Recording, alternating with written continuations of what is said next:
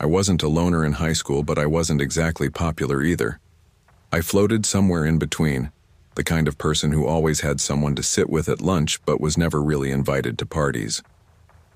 This story takes place during my freshman year, a time when everything still felt new and overwhelming. New building, new faces, new routines.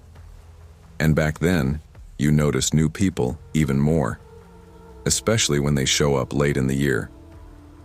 It was March when we got a new student in our school, which was unusual because most transfers showed up at the beginning of the year or at the start of second semester in January. But this kid just appeared one Monday morning out of nowhere. His name was Jace Morris, and no one really knew where he came from. I remember it clearly. I was sitting in Spanish 2, my least favorite class, not because it was hard, but because it always felt like a filler period. The classroom smelled like expo markers and old textbooks, and the fluorescent lights gave everyone a washed-out look.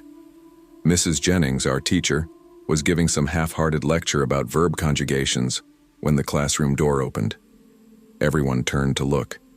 The assistant principal stepped in, followed by a guy I had never seen before. "This is Jace Morris," she said. "He's transferring from out of district, so make him feel welcome." He looked normal, which in hindsight is what made it worse. Average height, thin, dark eyes. He had one of those haircuts that looked like he'd done it himself in the mirror, short on one side and kind of messy on top. He wasn't smiling, just standing there quietly while Mrs. Jennings pointed to the empty seat next to me. He sat down without saying anything. I didn't either. Not at first. We didn't talk until about a week later. He didn't really interact with anyone else either. I started to wonder if he was mute or just really shy. But then one day at the end of class, while we were waiting for the bell, he turned to me and said, "I'm Jace." It caught me off guard. "Yeah, I remember. I'm Nina." "Do you like this school?" he asked. Simple question. No emotion. "It's fine. Better than middle school." He just nodded. Then the bell rang, and we both got up to leave. After that, it became a thing. Every few days, Jace would say something to me, ask what the homework was or comment on how boring the class was. One time he made a joke about Mrs. Jennings falling asleep while teaching. I laughed and he smiled. That was the first time I saw any kind of expression on his face. We weren't friends, not really, but he'd started saying hi when he saw me in the hallways, and I'd say hi back. Harmless. Just a quiet guy trying to settle into a new place.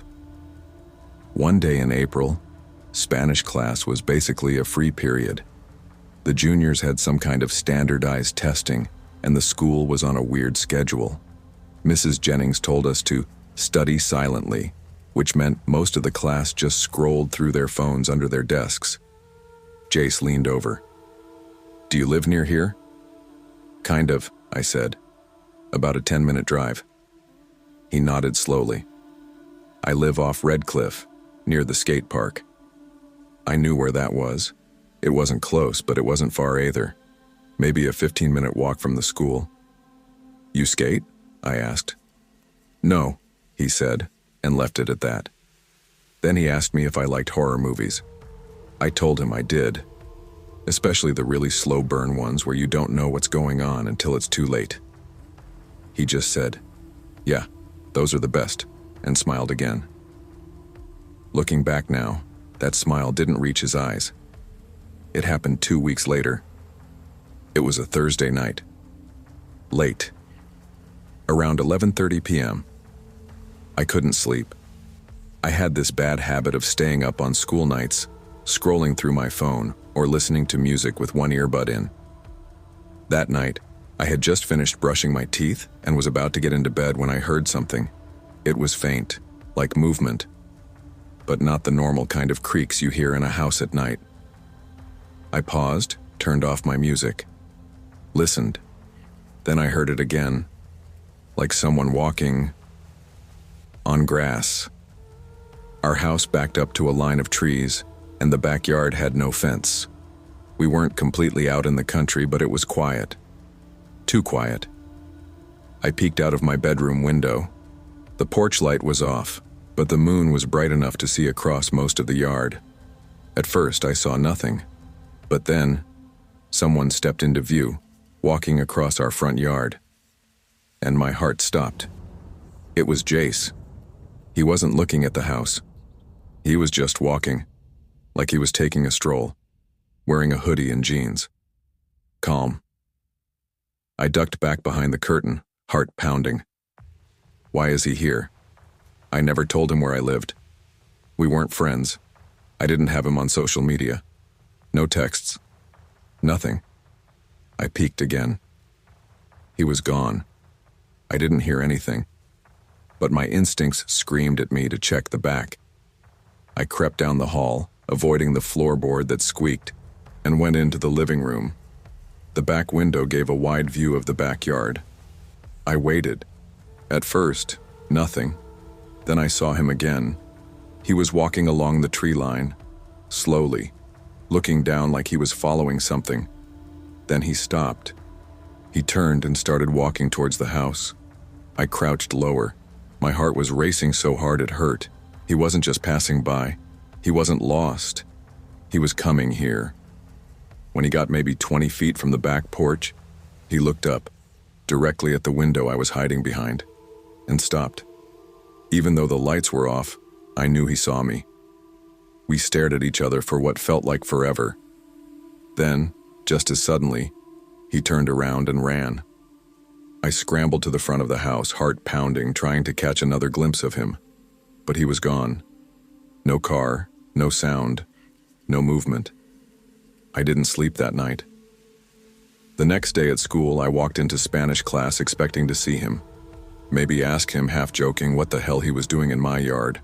But his seat was empty. The day after that, still gone. By the next week, people were saying he had dropped out, transferred again. No one knew where he'd gone. I asked around gently, "Hey, what happened to Jace?" Most people just said, "Who?" He'd only been there a few weeks. No one knew him. No one had any classes with him other than Spanish. It was like he had never really existed. It bugged me for a long time. I couldn't let it go. A couple weeks later, I got bold and asked Mrs. Jennings if she knew what school Jace had transferred from. She looked at me blankly. "Who?" "Jace. Jace Morris. The kid who was in here a few weeks ago." She frowned. "You mean the one who sat near the window?" I nodded. She paused. "I don't think I ever got his transfer file. Maybe the office would know." They didn't. I even asked the assistant principal once under the pretense of doing a school project on student transfers. She couldn't find anything about him. "He's probably in the system under a different name," she said. "These records aren't always updated properly." But I wasn't convinced. It felt like Jace had been erased. I never saw him again, not in school, not around town, nowhere. Years passed. I graduated, moved away, tried to forget about that night. But every now and then, I'd remember it, usually when I couldn't sleep. Sometimes I'd dream about him walking in the yard again. But in the dream, he never stops. He walks right up to the window and just stares in. Or worse, he smiles. I never told my parents about it, never told any of my friends. It felt personal, like I'd seen something I wasn't supposed to see. It wasn't until last year, 10 years after it all happened, that I was scrolling through Facebook late at night and stumbled across a post in a local missing persons group. It was someone sharing an old yearbook photo with the caption, "Has anyone seen Jace Morris? Disappeared from Red Cliff Middle School in 8th grade. Never made it to high school. Still missing. Family never got answers." I stared at the photo for a long time. It was him. But the date? He would have gone missing a year before I met him. So how did I know him? How did he show up in my class? And more importantly, who the hell did I see in my backyard that night?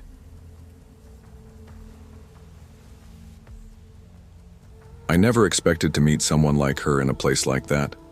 It was just a regular Tuesday evening. I'd worked late and was tired, half focused on what I needed to buy. The local supermarket, Mason's Market, just a block from my apartment in Brookdale, was quiet, which was unusual for that time of night. Usually there were a few families, maybe a couple students, and a cashier or two chatting among themselves. That night, though, it felt emptier than usual. I actually liked it. Peaceful, no bumping carts or crying kids. I was standing in aisle 7, pasta and canned foods, debating between 2 brands of pesto sauce when I heard someone next to me softly laugh. "You're doing the same thing I am," a voice said, trying to decide which overpriced jar of green mush is the least offensive. I turned and saw her. She had on a light gray hoodie, her dark hair tied up in a loose bun, no makeup, but with that naturally pretty kind of face. Warm. Approachable. She smiled as she held up her own jar. "This one's actually pretty good," she said, nodding toward the one in my hand. "I tried it last week. Didn't hate it." I laughed a little. "Well, that's a glowing review." We talked in that aisle for maybe 5 minutes. Her name was Kara, she said. She had just moved to Brookdale from Chicago a month earlier, starting fresh, new job, new apartment. I didn't even ask much. She volunteered most of it in that way some people do. Confidently but casually, like they've told the story a few times already. She mentioned working for a mid-sized marketing firm called Bellevue Digital, said she was getting used to the neighborhood. I told her I'd lived here for 2 years, not that it mattered. We laughed, traded small remarks about the weather, the weird music in the store. Then she waved and said, "Hope I see you again sometime," and went down another aisle. That should have been it. But about 2 weeks later, I saw her again. Different day, different time. Late afternoon instead of evening. I was in the frozen section when she literally turned the corner and stopped dead in her tracks. "No way," she said, grinning. "You again?" I smiled too, because it was kind of funny. "You stalking me?" I joked. "Totally," she said, deadpan, then laughed. "No, I swear I've been coming here at weird times. Guess we're just on the same schedule." We talked longer this time. She asked how work was, told me her apartment was just a few blocks away on Cordelia Street. We chatted about random stuff, neighborhood noise, which coffee places weren't totally awful. And when I said I was heading out, she said, "You know, we should grab a coffee sometime or something." I hesitated. I'm not the kind of person who usually becomes friends with people randomly at a grocery store. It just felt odd, but she was friendly, harmless, and she smiled in a way that made you feel like you were being let in on some joke the world didn't know about. "Sure," I said. "Why not?" We exchanged numbers. Over the next few weeks, we met for coffee a few times. Once at a little indie cafe called The Hive, once at the Starbucks near the train station. She was always upbeat, talkative, a little scattered but in an endearing way. She had a lot of opinions on podcasts, makeup, trashy reality shows, and I mostly listened. I'm more introverted by nature, but she carried conversations easily. Eventually, I started to think of her as a friend. Not a deep one yet, but someone I could see that growing into. She didn't overshare in that weird way people sometimes do, but she was open. She talked about an ex-boyfriend back in Chicago, said he was controlling, jealous, and that leaving had been messy. She was proud of herself for moving, for starting over. I respected that. Then, one night, I got a text from her at around 10:15 p.m. "Kara, hey, I know this is weird, but I'm kind of freaking out. My boyfriend came by tonight and things got really bad." I stared at the message. "Boyfriend?" I thought she had left him behind in Chicago. I replied, asking if she was okay. She responded quickly. "Kara, yeah, I'm okay. Nothing physical, but I'm moving out tomorrow morning. I don't feel safe sleeping there tonight, but I'll stay with a friend. Could I crash at your place just during the day, just while I wait for movers and stuff? He has a key and I don't want to be alone there, just for a few hours." I paused. My gut whispered, "Don't." But she had never given me a reason to doubt her. I thought about what I'd want someone to do if I was scared, alone in a new city. I told her yes. She arrived the next morning just after 7:30, right before I left for work. She looked tired but grateful. She brought a large tote bag and thanked me probably 5 times. "You're a lifesaver," she said, walking in. "Seriously, I won't touch anything. I just needed a place to be that wasn't there." I left her with a spare key and told her to just lock up when she left. I didn't think anything of it. I should have, because when I got home that night, everything was wrong. My apartment door was locked. Normal. Nothing seemed off until I walked in and immediately noticed my bookshelf tipped over. At first I thought, earthquake? Then I saw the coffee table had been dragged, cushions ripped from the couch, my laundry hamper dumped out, my jewelry box open and empty. I stood frozen for a full 10 seconds before moving. TV gone. Laptop gone. My iPad, camera, even my headphones were missing. Jewelry, cash, the safe in the closet, open. How? It was small, but I always kept it locked. I texted Kara. Nothing delivered. I called her. Straight to voicemail. That was when my chest got tight and I sat down, trying to stay calm. But everything in me was screaming. I called the police. They came, took a report, and walked through the place. The officer was sympathetic but direct. "Do you know her full name?" I told them what she had given me. First name Kara, last name. I paused. I realized I'd never actually seen it in writing. I dug through our texts, and her contact just said Kara, grocery. She had told me Mara Jennings, now that I thought about it. M-A-R-A. I remember because it sounded almost like Kara, and I'd laughed about that once. The officer looked her up. No one under that name matched in the system with any connection to Brookdale or Chicago. She didn't exist, not under the name she gave me. They pulled the building's security footage. It showed her entering around 7:30 a.m. A man showed up 10 minutes later. Large, hoodie on, head down. They both left around noon carrying bags and boxes. She wasn't alone. She had planned this. She had used me. For weeks I replayed every moment. Her laugh in the grocery store. The way she always seemed just a little too confident. Her questions about where I lived. When I worked. What days I was usually home. Every conversation we'd had, like puzzle pieces, clicked into place in the worst way. The worst part wasn't even the stolen things. It was the betrayal.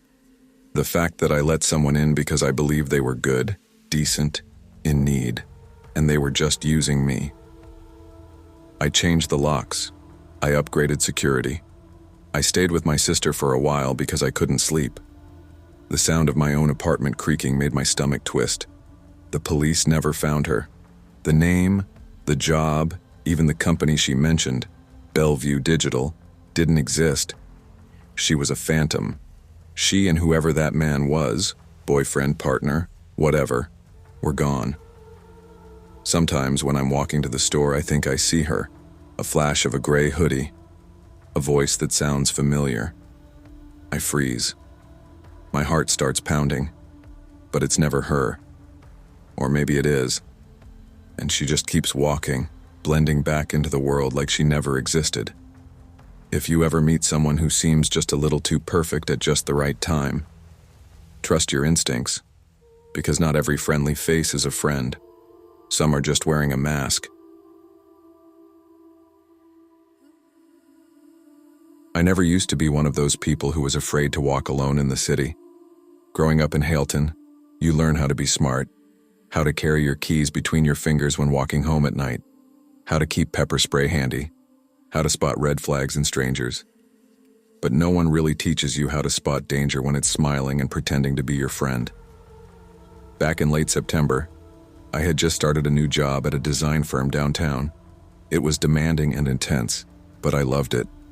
I worked 9 to 5, but I'd started this habit of jogging in the mornings before work to clear my head and stay in shape. Every morning I'd wake up around 5:30 a.m., throw on leggings and a hoodie, and jog from my apartment to Ridgeway Park. A big, open place with sports fields, dense trees in some parts, and winding sidewalks through green lawns. It was always a little foggy in the mornings, especially when the season started to shift into fall. Ridgeway Park was surrounded by streets and small apartment buildings. During the day, it was always bustling with people walking their dogs, playing soccer, or just sitting on benches with coffee. But at 6 a.m., it was quiet, sometimes eerily quiet. I always stuck to the same loop, entered near the north side entrance by the tennis courts, took the path behind the community garden, passed the basketball courts, and looped back around. A little under 3 miles. On work days, I'd be back home by 7, showered and ready by 8. For about 2 weeks, it was my routine. And it felt safe, peaceful even. Like I had carved out a little slice of calm for myself in the chaos of the city. That's when I met Jenna. It was a Wednesday about 6:20 a.m., and I was finishing up my loop. I stopped at one of the benches near the smaller baseball field to catch my breath and respond to a message. That's when she jogged up, slowing down as she spotted me. She was tall, athletic, probably around my age, mid to late 20s, with dark curly hair pulled back and a kind smile. She wore a gray hoodie with navy leggings and wireless earbuds around her neck. "Hey," she said, slightly out of breath. "I always see you out here. You run every morning?" I looked up, a little surprised, but not in a bad way. "Yeah, pretty much. Same time every day." "That's awesome," she said. "It's rare to find people who stick to a routine." "I'm Jenna, by the way." We talked for a few minutes, just casual stuff. She said she lived a few blocks away near the bookstore on Holloway, that she had started running to train for a charity 10K next month. I hadn't noticed her before, but to be fair, I usually ran with headphones in and my hood up. I probably wouldn't have noticed my own mother if she'd passed me on that trail. Before she jogged off, she said, "Hey, if you're ever down to run with someone else, I'd love the company. We could push each other." It was a nice offer. She seemed genuine, friendly, normal. So I said yes. We exchanged numbers and planned to jog together Friday morning. She offered to meet at the same bench, and I agreed. Friday came, and true to her word, she showed up. We jogged the full loop. Conversation flowed easily, nothing forced. She was fun, knew how to joke but also knew when to focus, the kind of person you'd grab brunch with after a workout. I was glad I'd said yes. We jogged together twice the next week too, same time, same loop. Nothing ever felt off. Jenna was consistent, reliable, chill. Then came the following Tuesday. I was at work, staring at a cluttered Photoshop layout when I got a message from her. "Jenna, 5:22 p.m.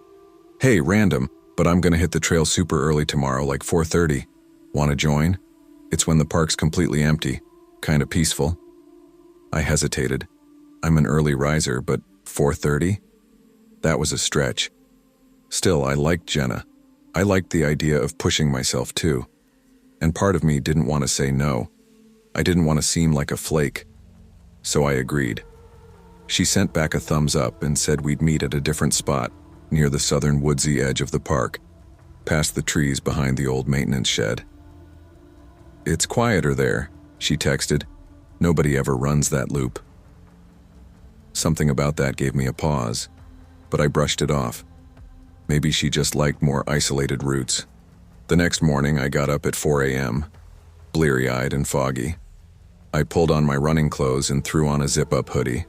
I clipped my pepper spray to the side of my leggings, something I always did, and put on my running shoes. The streets were dead silent as I made my way to the park. Even the traffic lights seemed frozen in time. I walked past the usual entrances, deeper into the tree-lined side path Jenna had described.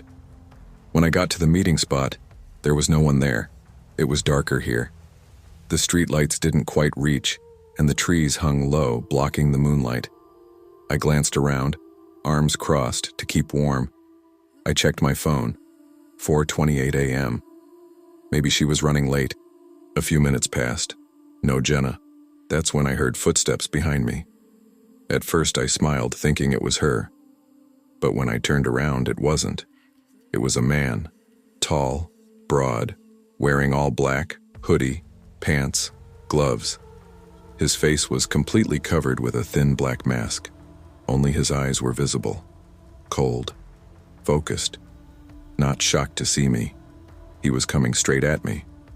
My body went into panic mode. I didn't wait to ask questions. I turned and started walking quickly back toward the path. He sped up. Then he ran, and so did I. I bolted. My lungs weren't even ready. I hadn't stretched, hadn't warmed up. But fear gave me all the adrenaline I needed. I could hear him behind me, closer, fast, too fast. I fumbled for the pepper spray on my hip as I ran, nearly tripping. He was right behind me now. I turned and sprayed, hard, a full blast into his face. He screamed. He lunged anyway, grabbing at my wrist, but the spray had blinded him. He started coughing violently, falling to his knees, clawing at his face. I was coughing too, caught in the crossfire, but I sprinted away. I didn't look back. When I finally reached the street again, I didn't stop running until I was in front of my apartment building. I collapsed onto the stoop, shaking. It wasn't until I was inside and safe that I pulled out my phone. I opened Jenna's messages and paused. I went to text her, but I couldn't. I was blocked. The profile picture, the old texts, they were all still there. But her number was grayed out, and every message bounced back. That's when it hit me. She had set me up. She knew I'd be there. She chose the spot, the time, the isolation. There was no charity run, no quiet trail, just a well-executed plan to lure me out into the dark when no one would be around. I wanted to throw up. I reported the incident to the police later that day. They took a statement, but I could tell they didn't have much hope of finding anyone without cameras or witnesses. I showed them Jenna's texts, her number, the name she used. But they suspected it was fake, a burner, disposable. I never saw her again. After that, I stopped jogging, stopped trusting, stopped assuming that danger wears a scowl or carries a weapon. Sometimes danger wears a smile. Sometimes it laughs with you. And sometimes it asks if you want to go for a run.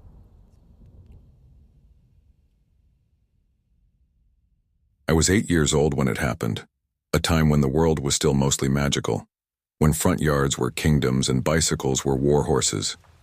We'd just moved into a new house, a beige 2-story on a street called Evergreen Ridge. It was the kind of suburban sprawl where every house looked slightly different but somehow the same.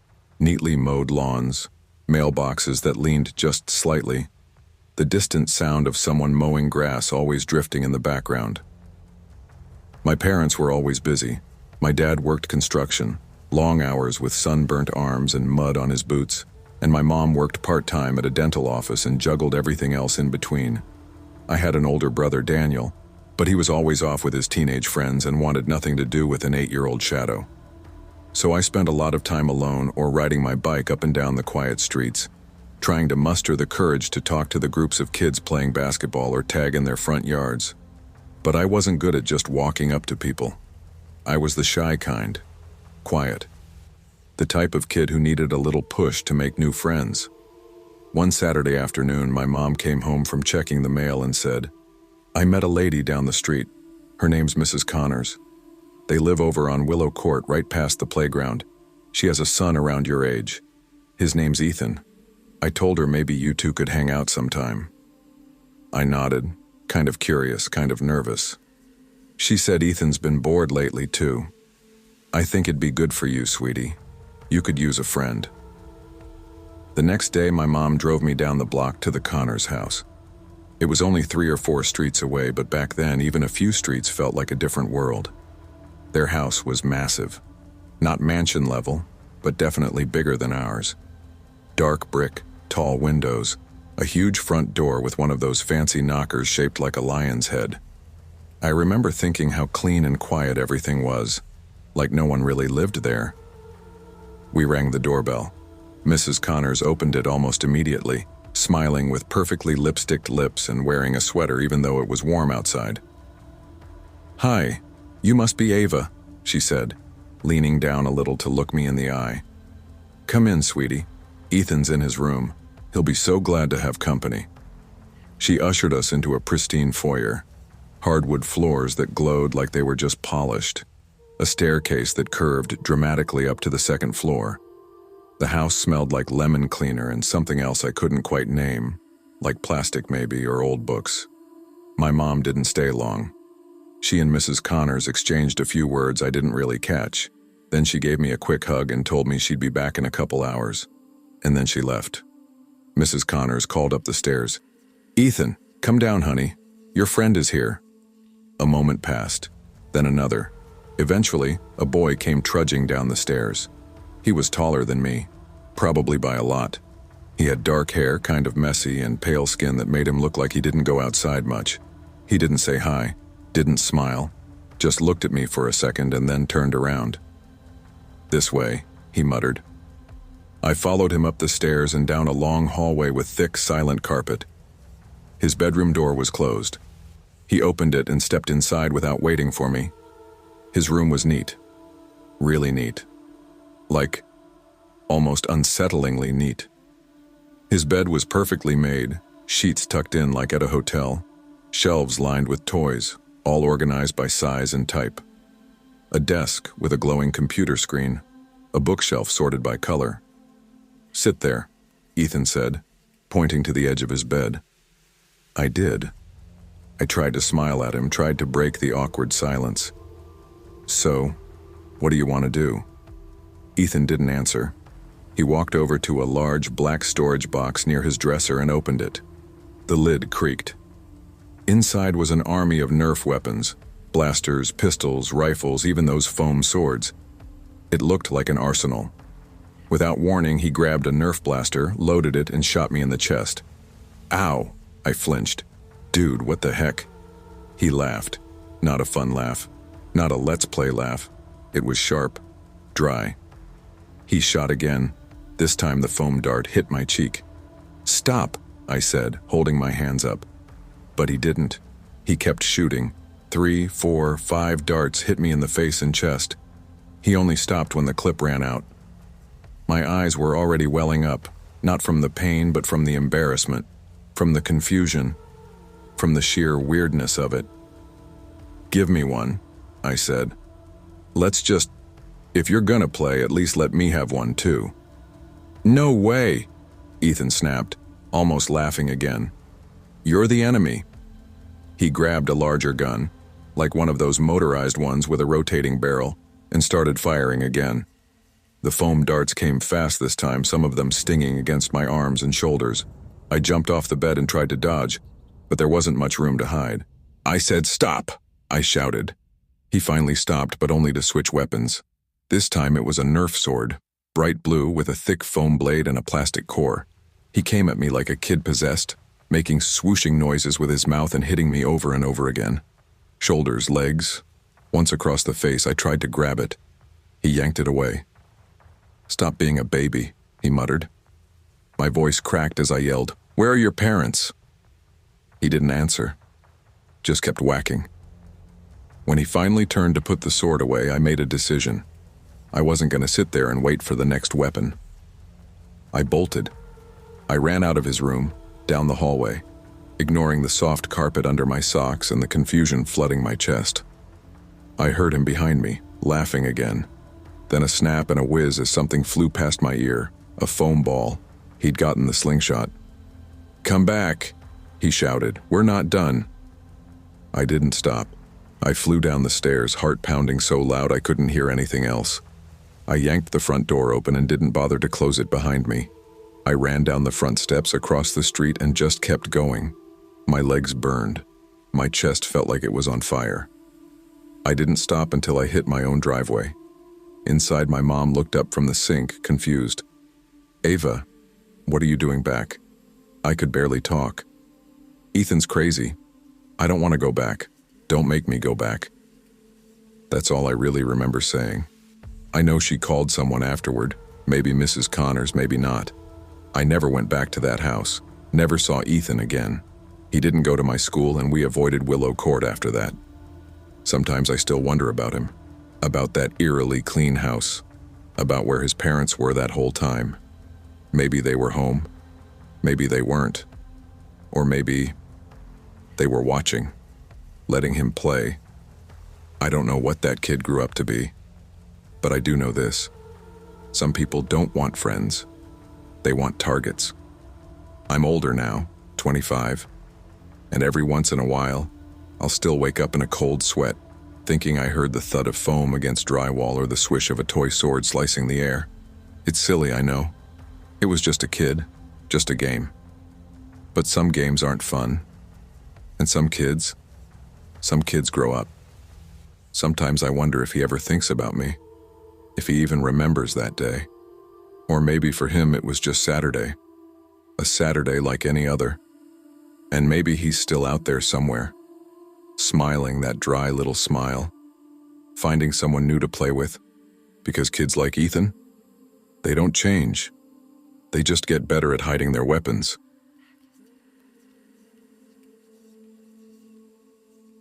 I never used to think twice about the people I shared an elevator with.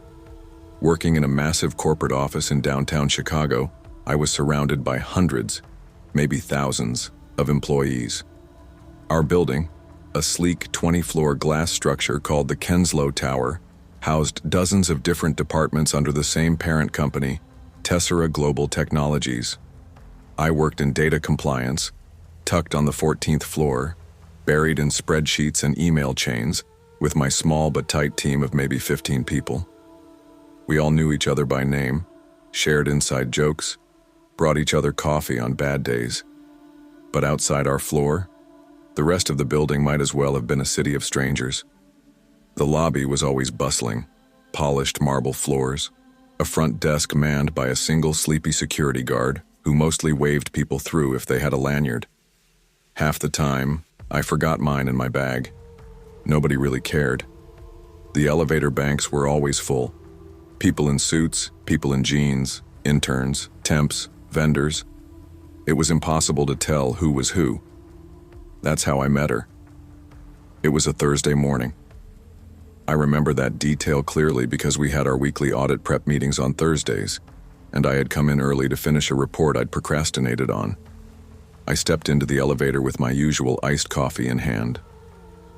That morning, there were only two of us riding up. Me and a woman with auburn hair pulled into a loose bun, wearing a long camel coat and holding a paper coffee cup from the building's third-floor cafe, Beanwise. She smiled at me. "Is it always this dead before 8?" I laughed lightly. "Pretty much. Everyone's allergic to mornings around here." She smiled back, eyes warm. "I just started a couple weeks ago. Product design, floor 11. "Oh, cool. I'm on 14 compliance. Welcome to Tessera." We made small talk all the way up. Her name was Mara, she said.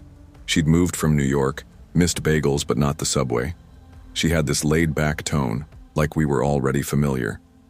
When the elevator stopped on 11, she waved with her fingers. "Maybe I'll see you around." And I did. The next morning, Mara was coming through the front doors the same time as me. She remembered my name. We grabbed coffee together. Then it was lunch at the food court 2 days later. Then we started running into each other at weirdly convenient times. Always casual, always friendly, never overbearing. And she was interesting. We liked the same podcasts, shared a morbid fascination with true crime, and both loved horror movies. She had a dry, sarcastic humor that matched mine. But something about her always felt slightly off, like her excitement came a beat too late, like she was mirroring rather than responding. Still, I brushed it off. Everyone has their quirks. Over the next few weeks, we weren't best friends, but we were something. Office friends, coffee buddies, elevator acquaintances turned lunch companions. She'd sometimes text me memes. I never questioned how she had my number. I figured I gave it to her and just forgot. It was during our 4th or 5th lunch that I noticed something strange. We were sitting in a quiet corner of Lotus Bowl, a noodle place on the 5th floor. I mentioned a story about my manager giving me grief over a deadline. "She sounds like a nightmare," Mara said without skipping a beat. "That's what, Melissa, right? The one with the glasses?" My stomach tightened. I hadn't told her my manager's name, not even in passing. I laughed it off. "Yeah, she is. Have you worked with her before?" Mara tilted her head. "No, I think you mentioned her last week?" I hadn't, I was sure of it. Later that day, I brought it up to my actual friend at work, Janelle, who said something that stuck with me. "I don't know anyone named Mara on 11, she said. "And I know, like, everyone down there." It bugged me. Enough that the next time I was in the elevator with Mara, I asked casually, "Hey, what team did you say you were on again?" "On 11? She blinked as if caught off guard. "UX design," she said quickly. "With Patrick." There was no Patrick in UX, I knew, because I had dated someone in that department 6 months ago. I felt my skin crawl. The moment passed. She smiled again. Why? No reason. But I started paying attention, watching her interactions. I never once saw her swipe into a floor. She always waited for someone else to badge the elevator. Her ID badge, if she even wore it, was often flipped backward. And slowly, she started appearing more often, in the lobby, in the hallway, outside the building. One night, as I left late after finishing a report, I saw her across the street standing near a bus stop, just watching. The next Monday, Janelle came to my desk, whispering like she was about to tell me someone had been fired. "Did you hear about that woman pretending to work here?" My heart jumped. "They caught her Friday," she said. "She'd been coming here for weeks. Security says she had no clearance, no employee record, nothing." I felt ice in my veins. They think she just started showing up every day, eating at the food court, wandering around the building. She made friends with people. One of the front desk guards said he recognized her but just thought she worked for one of the newer departments. My voice was dry. What happened when they questioned her? She ran. The first time. Next time she wouldn't give a name. The cops were called. She's banned from the premises now. My ears were ringing. I said nothing. But inside, everything turned upside down. I never saw Mara again. But for weeks I watched. Every time I stepped into the elevator, every time I walked through the glass doors in the morning, I scanned the crowd. I started locking my social media down, told the front desk to flag anything weird. I stopped eating in the food court. Security added better protocols, mandatory badge scans, sign-ins for guests. Rumors swirled about how she got in. Some said she might have been a failed job applicant. Others thought she was just lonely. Some even said she was mentally unwell. But I knew her. Or at least I thought I did. She wasn't homeless. She wasn't aggressive. She never made me feel threatened. But that made it worse. She pretended to be someone real, someone who worked where I did, shared my interests, mirrored my jokes, knew my life. And I let her in. I kept replaying our conversations, wondering what I had told her. 2 months later, I came home one night to find an envelope slid under my apartment door. No name, no address. Inside was a single photo. Me, sitting in the lobby of my office, holding my coffee, looking at my phone. On the back, in neat cursive handwriting, "You look so tired that day. Hope you're sleeping better now. M." I called the police. Filed a report. Security footage showed nothing. No one suspicious entering my floor. I changed the locks, bought a camera, slept with the lights on. They never found her. I still think about her sometimes. The way she smiled, always a second too late. The way she knew things I hadn't told her. The way she always just appeared. Like a shadow I didn't notice until I was already standing in it. I'm careful now. Guarded. I never trust small talk with strangers. I don't share personal details with new coworkers. I don't take the same route home every night. But sometimes, just sometimes, I still catch myself checking the corner of the lobby or the edge of the cafe crowd. And every now and then I swear I see a flicker of a familiar face, smiling, a little too late.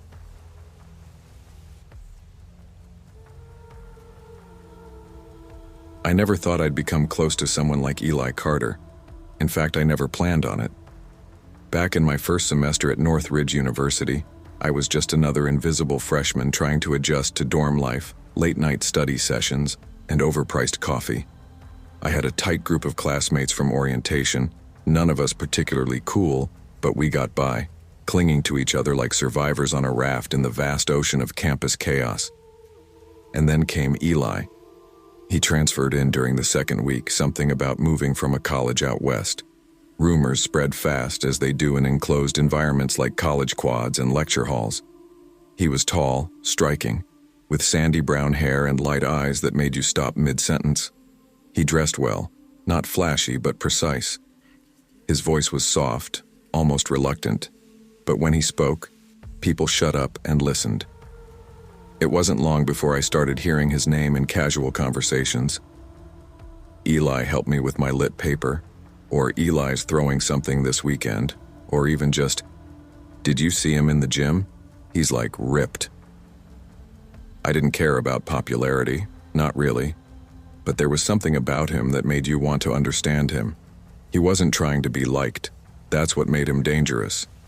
It wasn't until I ran into him, literally, that I started getting pulled into his orbit. It was raining, the kind of rain that feels personal, cold and sharp like it's accusing you of something. I had my hoodie up, backpack soaked through, trying to get to political science before Professor Laramie did his dramatic door-closing ritual. I turned a corner fast, not expecting someone to be standing there. We collided, books scattered. "Shit, sorry," I muttered, bending down to help. "Don't worry about it," came the reply, calm and measured. I looked up and immediately recognized him. Eli Carter. He gave me a polite smile, almost too polite, like something a flight attendant gives when you're being difficult. Still, he helped me gather my things. "You're, Eli, right?" I asked, trying not to sound as awkward as I felt. He nodded. "That's me." "I'm Josh Bennett." He nodded again. "Nice to meet you, Josh." That should have been it. A brief, awkward encounter. Two strangers crossing paths. But I saw him again that same evening, alone, sitting on a bench outside the dining hall, headphones in, but clearly not listening to anything. He looked off, like something was weighing him down. And for reasons I still don't fully understand, I walked over. "You good?" I asked. He glanced at me, surprised. "Do I not look good?" I laughed nervously. "Honestly? You look like someone who just found out their midterm got canceled and they're not sure whether to celebrate or cry." To my surprise, he chuckled. "Fair enough." That was it. The start. The moment I unknowingly let the wrong person into my life. Over the next few weeks, we started talking more. He wasn't in any of my classes, but we ran into each other enough that it stopped feeling like coincidence. Eventually, I started hanging out in his dorm. It was always eerily clean, like no one actually lived there. No posters, no clutter, not even dirty laundry. Just a desk, a bed with hospital corner sheets, and a small bookshelf full of titles I didn't recognize. He rarely talked about himself. Every time I asked where he was from or why he transferred, he'd give a vague answer, then change the subject. But people were drawn to him, especially girls. He never flirted, at least, not openly. But they hovered around him like moths to a flame. And I'll admit it, I wanted some of that shine. Maybe that's why I kept getting closer. Maybe I thought if I could be more like him, I'd stop feeling like a background character in my own life. But something felt off. At first, it was subtle. A strange chemical smell in his room that he blamed on cleaning supplies. The way his hands always felt slightly sticky after a handshake. The way he never seemed to sweat, no matter how hot the room was. But the worst was the smell. Some days, it was barely noticeable. A faint metallic scent, like old pennies or rust. But other days it was overpowering, like spoiled meat. Rotten, but sterile. Artificial. I joked once, "You working nights at a fish factory or something?" He didn't laugh. He just looked at me, unblinking, and said, "Something like that." I laughed alone. My friends started noticing too. "Dude, what's up with Eli?" said Marcus one night during a smoke break behind the dorms. "What do you mean?" "He's weird, and he always smells like formaldehyde or something." I don't know, man. Gives me the creeps. I defended him. He's just different. Maybe he's got some kind of skin condition or something. You ever seen him eat? That stopped me. I hadn't. Come to think of it, in all the times we hung out, in the common room, at the park, even during late-night study sessions, I'd never once seen him eat a meal. Sip water, maybe. But food? Never. I brought it up to him one evening, half joking. You ever eat, man? Or are you some kind of plant that survives on vibes? He smiled faintly. Food's overrated. Again, no laughter. Just a long, uncomfortable pause. Then one day he did something I can't forget. I had confronted him directly about the smell. It had lingered on me after we shook hands. I'd scrubbed my arms raw, but it wouldn't go away. What the hell is that smell? I demanded. He walked over slowly, opened a drawer, and took out a small tin. Inside was a pale blue ointment that smelled like mint and bleach. He dipped a finger in and smeared it under my nose before I could pull away. This helps, he said. You'll get used to it. Eventually, you'll start smelling it on yourself too. He laughed, an ugly, sudden laugh, like it wasn't really about the joke. I wiped it off and left, shaken. That night, I couldn't sleep. The smell was in my nostrils, in my clothes, in my sheets. And then he stopped showing up. Eli vanished. No goodbye, no texts. Just gone. I checked his dorm. Locked. His stuff was still there, but no sign of him. Rumors spread fast. Again. This time, darker ones. Someone said they saw cop cars near the admin building. Someone else swore the FBI was involved. And then, the real bombshell dropped. Eli Carter had been arrested. The official story came out in pieces. A missing student had led police to Eli's house, some off-campus rental none of us even knew he had. In the basement, they found a body. Preserved, carefully embalmed, stored in a specially constructed coffin lined with industrial-grade cooling systems. He'd been selling human corpses to buyers on the dark web. Police found evidence of multiple transactions, images, chat logs, a full transaction history. But the bodies were gone, sold, shipped, vanished. And Eli? He'd made thousands, maybe more. Enough that he'd been planning to flee the country, buy land in another name, disappear forever. The scariest part? Weeks before his disappearance, he had invited me to his house, said we should go swimming. It's got a pool, he said. Big one, deep. When I got there, I noticed the pool was strange, huge, industrial-looking. The water was dark, and I couldn't see the bottom. I felt sick just standing next to it. He tried to push me in. Joking maybe, maybe not, but I pulled back, laughed it off, left early, and I never went back. When I heard what he'd done, that pool kept coming back to me. The bottomless water, his eyes when he tried to push me in. If I'd fallen, if I'd hit my head, if I hadn't pulled back, I think he would have let me drown. No, I think he wanted me to. It's been years. Most people don't remember him. The college worked hard to bury the story, to protect the image, to deny what happened. But I remember, because sometimes, when I walk past a certain chemical aisle in a store, or when I pass a construction site on a hot day, I smell it. That sour, sterile, decaying smell. And I think of Eli Carter, and I remember what he said. You'll start smelling it on yourself too. Maybe I already do. I was 13 the first time I realized not everyone comes to a party for fun. It happened back in 2011, during that weird stretch of adolescence when you feel too old to be a kid, but too young to be trusted with anything real.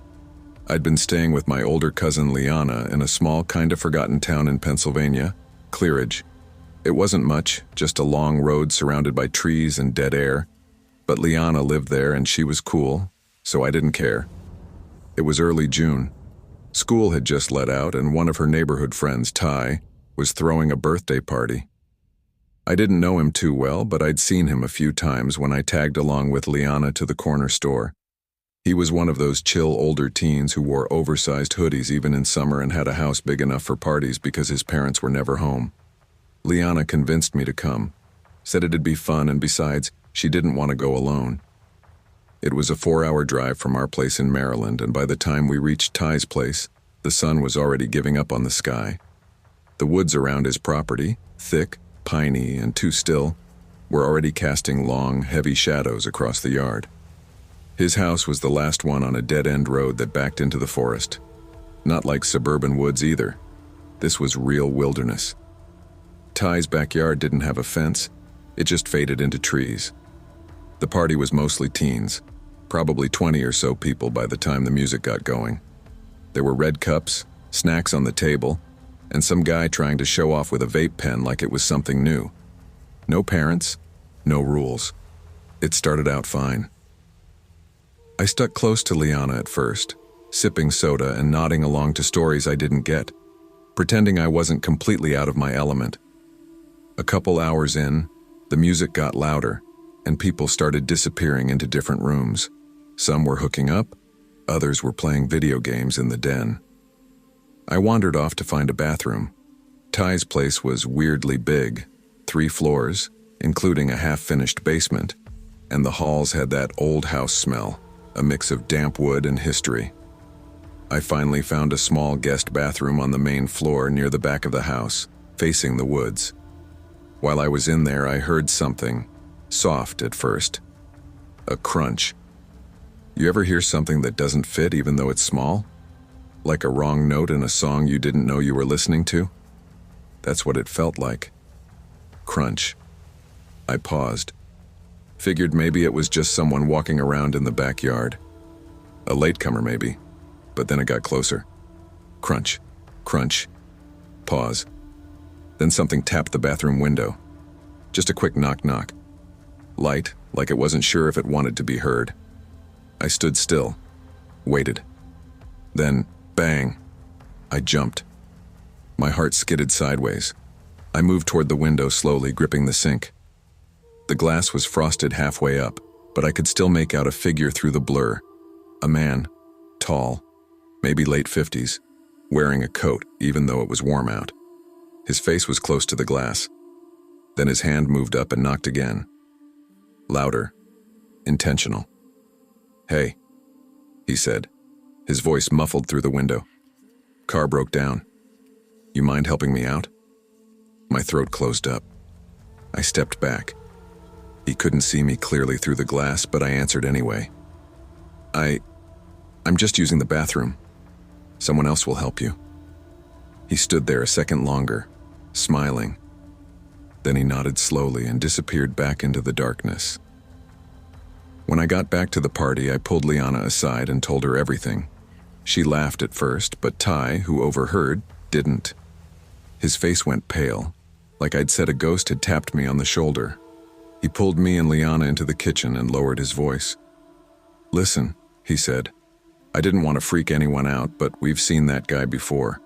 My mom and little sister said they saw him in the woods last month, then again last week, looking through the basement window." "What?" I whispered. "Did you call the cops?" "We did," he said. 3 times. They came out, walked around, said there was no evidence of trespassing, but he's real. He's been watching us. I just didn't want to ruin the party. Before I could respond, we all froze. Bang, bang, bang. This time, the noise came from the front door. It was violent, demanding.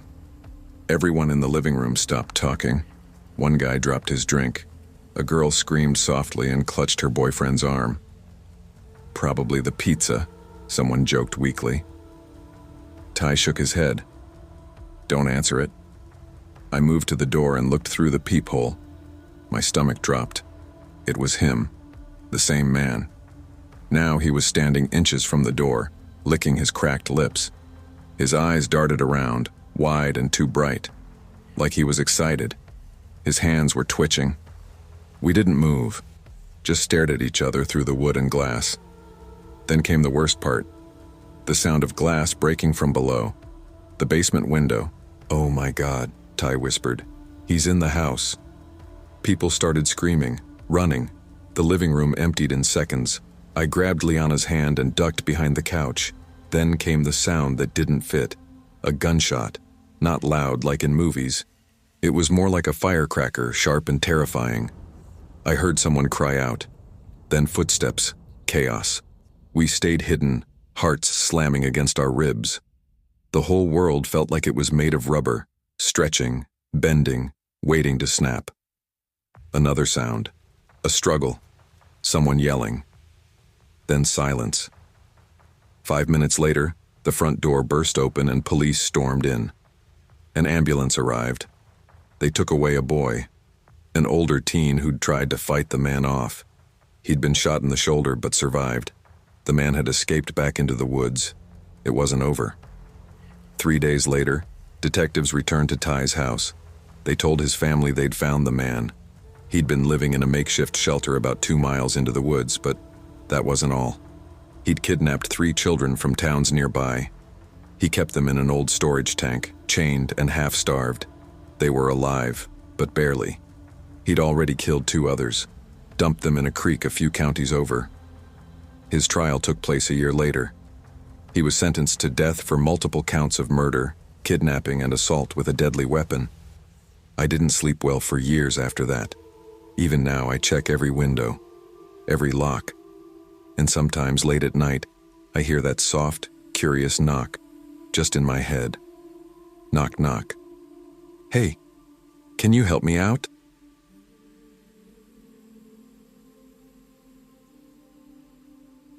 I never thought someone I trusted more than a brother could be capable of something monstrous.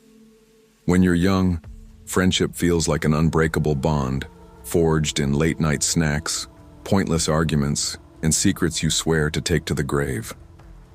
Back in the summer of 2012, I believed that bond was stronger than anything.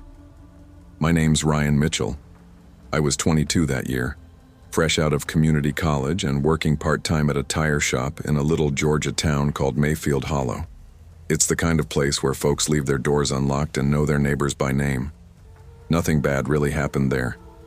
Or at least, that's what we told ourselves.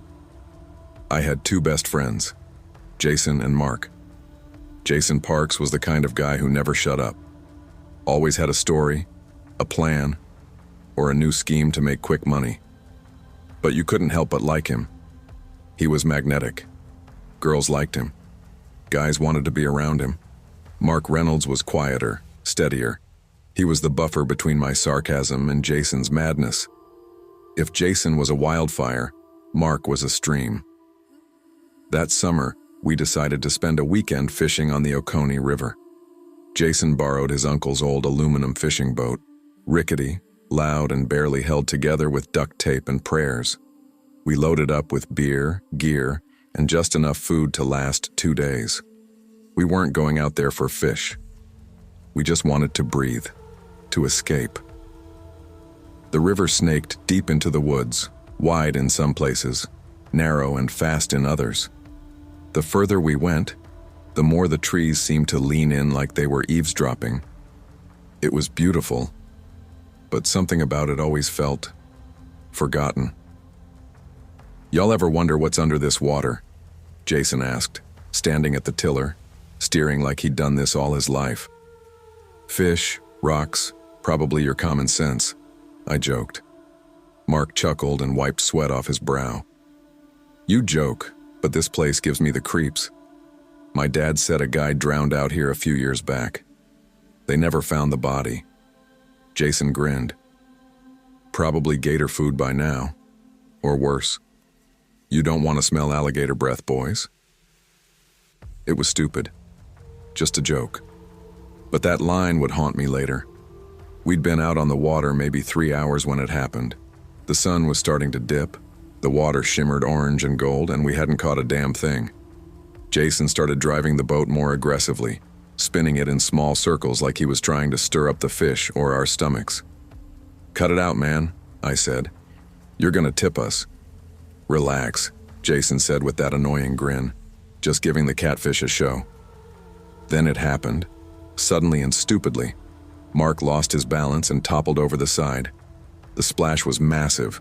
For a second, it didn't register. Then we heard him screaming, "I can't swim!" Jason froze, but only for a heartbeat. Then he cranked the motor and spun the boat around, but he was going too fast. I shouted, "SLOWDOWN!" Too late. The edge of the boat slammed into Mark's head with a sickening crack. His body jerked and the screaming stopped. Just like that. I stood up, panicked. "Mark!" Jason cut the engine and jumped into the water. He disappeared under the surface. Seconds passed. Then more.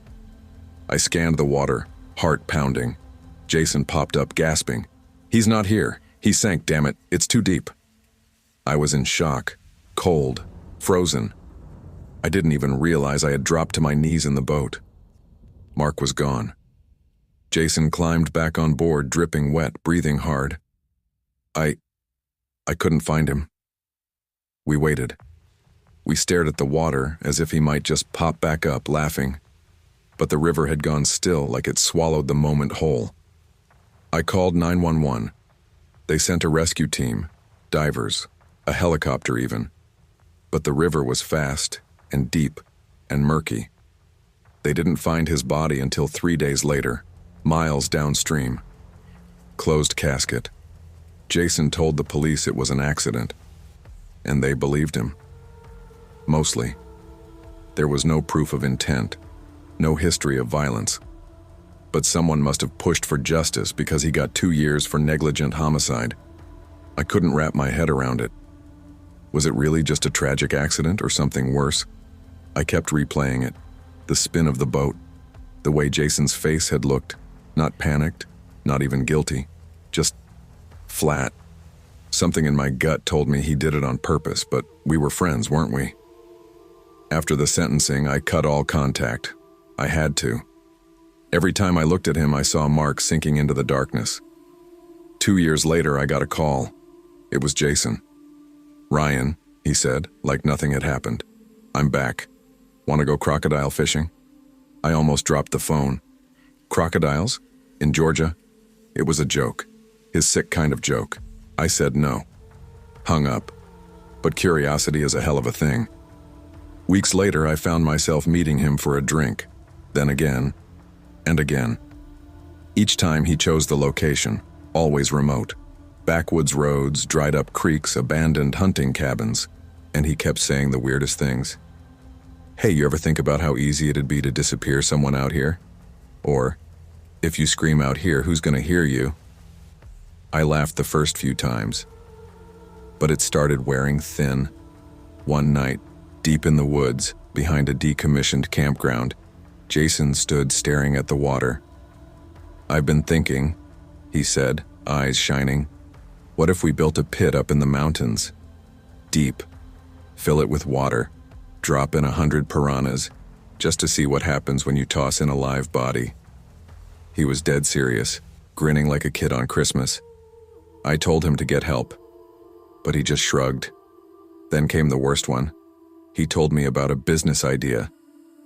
"If you want to make real money," he said, "you film a human meat mukbang. Post it on the deep web. Charge crypto for access. We'd be millionaires." That was it. I knew then. I had to get away from him. I blocked his number, deleted him off social media, stopped answering calls from unknown numbers, moved to a different city. I was done. Or so I thought. 10 years passed. I built a new life, new job, new friends, even started dating again. I never spoke about Jason. Not to anyone. Then one Thursday morning I got a call. Unknown number, Atlanta area code. I hesitated, then answered. "Ryan," the voice croaked. "It's me. Jason, I've got cancer, man. I'm dying. Got maybe a few weeks. I just wanted to see you one last time, say goodbye." My stomach sank. I should have said no. I should have hung up. But part of me, the part that remembered our teenage years, the laughter, the loyalty before it all went dark, felt something. Pity, maybe. So I went. He was in the Emory Hospice Center, emaciated and pale, skin like wax paper, sunken eyes, tubes everywhere. But when he saw me, he smiled. "My friend," he whispered, "we had so much fun, didn't we?" I sat down, unsure why I'd come.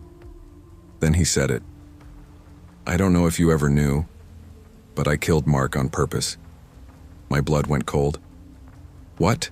I said, my voice barely audible. "I'd missed a huge fish because of him," Jason said, voice calm. "He kept messing with the anchor. I lost it. I just wanted to scare him. But then when he fell in, I saw a chance. I knew what I was doing." He coughed, then smiled again. "He's not the only one. I've killed 5 people total. You thought those stories I told you were jokes? Nah, all real." I stood up. My hands were shaking. "Jason, why are you telling me this?" "Because I'm dying, but I've got one last wish." I didn't answer, just stared. "Get me a knife from the surgery room. I want to gut the surgeon who opened my stomach. I want to see how he looks with his guts hanging out." I backed away. "I'm not doing that." He chuckled, eyes wild now. "Ah well, can't blame me for trying." I walked out and never looked back. A week later he died. I didn't go to the funeral. I didn't send flowers. Sometimes I lie awake at night wondering, did he really kill 5 people? Were those stories just tall tales, or was I friends with a serial killer? And Mark? I think about him often, his laughter, his kindness, and how his life ended in a cold, silent river.